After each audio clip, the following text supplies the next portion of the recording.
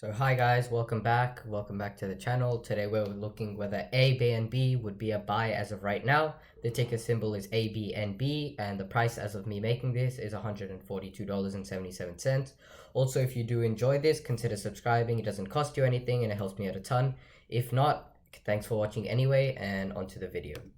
So just a little bit about the company. So Airbnb made its IPO last year, late 2020.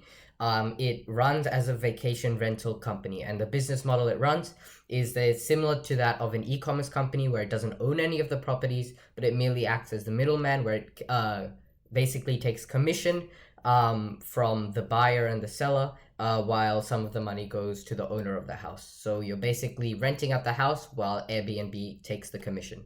So you could say it's kind of in between a tech company and a real estate company, and it sees the benefits of both sides. One, having low maintenance cost because they're not technically owning all of these properties, while still having the security and standpoint of having a physical thing that you're selling instead of software, where you have low research and development because all you really are doing is selling, like renting out a house. The market cap of this company is $85 billion.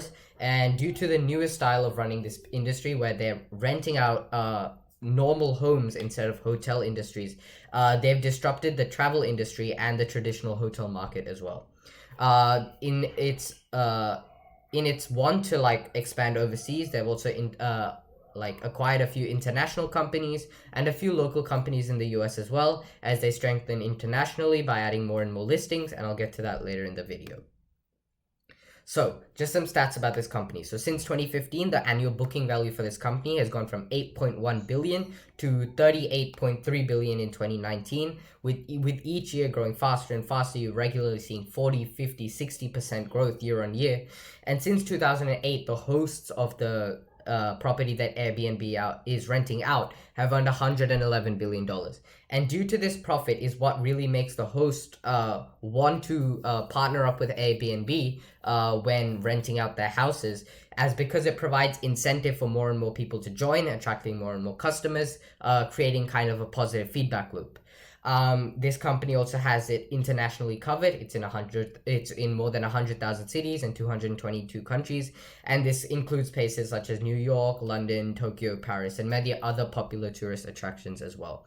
And the beauty of having running this business model where they only act as a middleman is that they don't need to invest heavily into these companies like many hotel companies, where they need to invest in the company, buy land, create the hotel. Here they only have to collect commission from the sellers and the buyers that are already in those countries. So that's why this company does not have to spend that heavily in order to running its business compared to a traditional hotel company.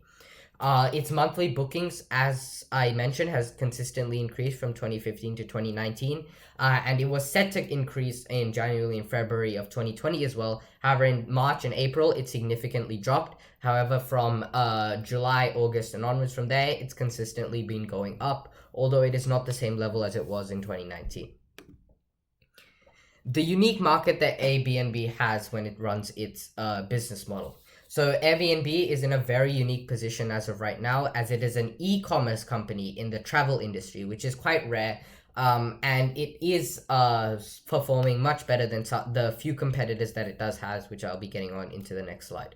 The thing that separates it from its competitors is similar to the way Tesla separates it from its competitors, is the fact that Airbnb was first to the market. It was founded in 2008. And because it was running its business differently from the traditional hotel company, it was able to rake in more and more customers early on, and now it has a reliable market source and loyal customers, creating a good market base. And because of this, it has network effect. And what network effect is, with the business gains more and more value, the more people buying. And because there's more people buying, there'll be more people selling. And because there's more people selling, there's more people buying. And you could see this phenomenon continue. This is very much seen in the tech industry, but not much seen in the travel industry. And because of that, it has a very big advantage compared to a lot of other companies that were later onto this trend, because it already has the network effect. And once you have a network effect, it's kind of like a snowball and it doesn't stop. You could see this with Facebook or Amazon. Because they have more people on, that adds more and more people to it, and then it just keeps getting bigger and bigger. And I think that's what Airbnb has right now that a lot of their competitors wouldn't have as of right now. It has 3.6 million more places than its biggest competitors. So it has 4.9 million 4.9 million different listings across the world. And its second biggest competitor, or its biggest competitor, but the second biggest in the industry, has only 1.9 million, 1.3 million. And because of that, Airbnb will obviously make billions of more dollars in revenue, make billions or even hundreds of millions of dollars more in profit. And because of that, they can maybe extend their lead over their biggest competitor. And due to having a large base and network effect, alongside with the fact that the sales of the company have started eroding to the traditional hotel industry as well, shows what a bright future this company has.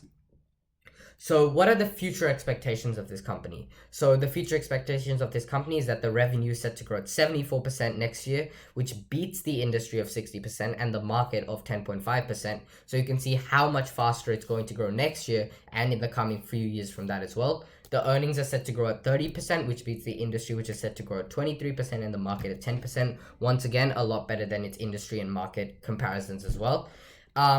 One thing that's kind of a drawback of this company is that it's not currently profitable. And because of this, there's always a risk involved if the company takes a misstep. And you guys may have heard me talking about this in my previous video, where I talked about how Neo was unprofitable and the fallbacks from that. However, I'm less worried about this company, as over the last 10-12 years, this company has a very solid track record and is increasing sales. And because of this, I don't think that unprofitability will be that big of an issue for this company over the next few years, because it's definitely going to make these sales because of the network effect. It has taken debt this year, earlier in 2020, not this year, last year, earlier in 2020, because the company is trying to grow. And although it does have a debt to equity of 0.99, which is very high, its short-term assets do cover this to a good degree. So I don't think it's that concerning as of right now, but it is something that you should keep in mind. That is not the best thing about this company. So just final words, it is a very well set company leading the market as of right now. Although it's not financially the best, it has a very promising future. It has network effect and is much better than all of its competitors, and I think it'll reap the rewards in the future. I believe this company is a very good growth investment, has a very strong future coming up. But as always, do your own due diligence. Thanks for watching, and I'll see you in the next one.